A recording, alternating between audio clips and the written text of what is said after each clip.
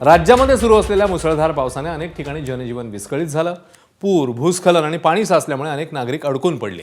मात्र NDRF, SDRF, अग्निशमन दल, स्थानिक प्रशासन आणि बचाव पथकांनी युद्ध पातळीवर रेस्क्यू ऑपरेशन केलं आणि शेकडो नागरिकांना सुरक्षित स्थळी हलवलं। राज्यभरातल्या बचाव कार्याचा आढावा घेणारा हा रिपोर्ट पाहूया।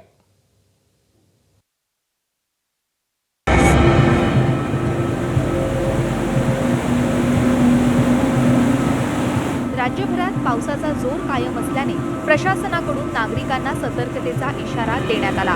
नदीकाठ, डोंगर भाग आणि भूस्खलनाचा धोका असलेल्या परिसरातील नागरिकांनी विनाकारण बाहेर पडू नये, तसंच प्रशासनाच्या सूचनांचं पालन करावं असं आवाहन करण्यात आलं।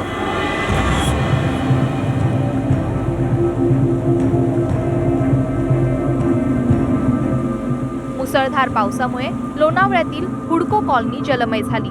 सुमारे 200 ते 250 घरांमध्ये पाणी शिरल्याने नागरिकांचे मोठे हाल झाले। या परिसरामध्ये एनडीआरएफने राबवलेल्या मोहिमेत 90 नागरिकांना सुरक्षित बाहेर काढण्यात आलं।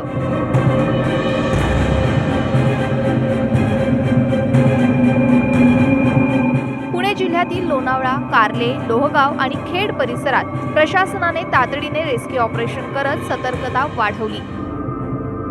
पालघर जिल्ह्यात तानसा नदीला आलेल्या पुरामुळे वाडा तालुक्यातील केळठणमध्ये 2 घरांना पुराच्या पाण्यानं वेढलं। घरांमध्ये अडकलेल्या 16 जणांना बोटीच्या सहाय्याने सुखरूप बाहेर काढून सुरक्षित स्थळी स्थलांतरित करण्यात आलं।